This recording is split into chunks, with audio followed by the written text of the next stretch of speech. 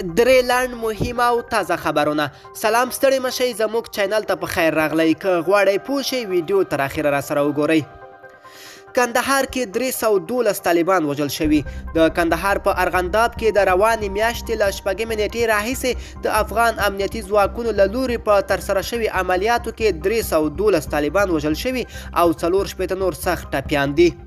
له ملي دفاع وزارت څخه په خبره شوي خبرپاڼه کې راغلي چې په یادو عملیاتو کې د افغان ځواکونو له لوري 38 میله سپکې او درنې وسلې، 321 شوبلې ماینونه او همداشان د طالبانو 18 پټنځایونه له منځه وړل شوي. یاد وزارت په دغو عملیاتو کې له طالبانو څخه د ګڼ شمېر سیمو د پاکېدو خبر هم ورکړی دی.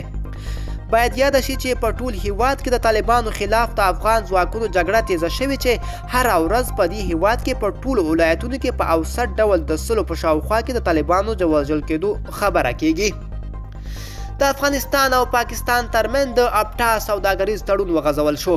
پاکستان وایي چې له افغانستان سره د ابټا سوداګریز تړون د 3 نورو میاشتو لپاره غځولی دی.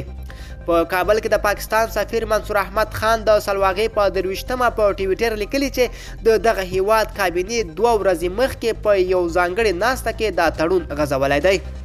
سرچینې زیاته کړې چې کابینې د 3 نورو میاشتو لپاره د افغانستان او پاکستان ترمنځ د ټرانزیټ سوداګرۍ تړون د غځولو پریکړه وکړه. د هغه په وینا دې سره به د دواړو هیوادونو ترمنځ سوداګریزې اړیکې پراخې شي.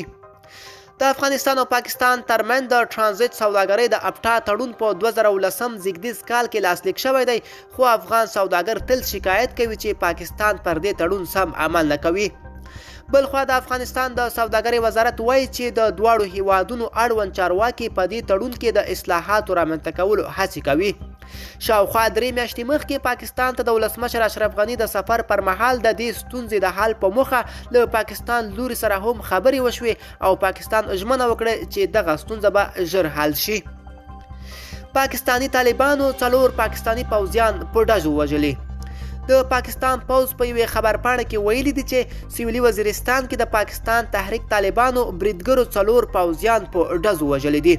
خبرپاڼه کې ویل شوي دي چې د نښته کې 2 بریدګر هم وژل شوي او یو بل ټپي دی.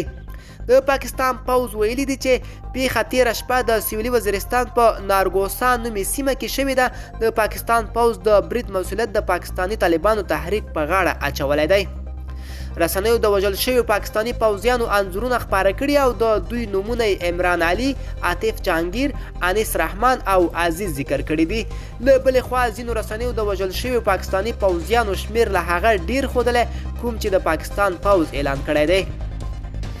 ملګرو دا وه زموږ چمتو شوې ویډیو. د ویډیو په اړه که کوم نظر لرئ کومنټ کې راسره شریک کړئ او تر بلې ویډیو ښې چارې.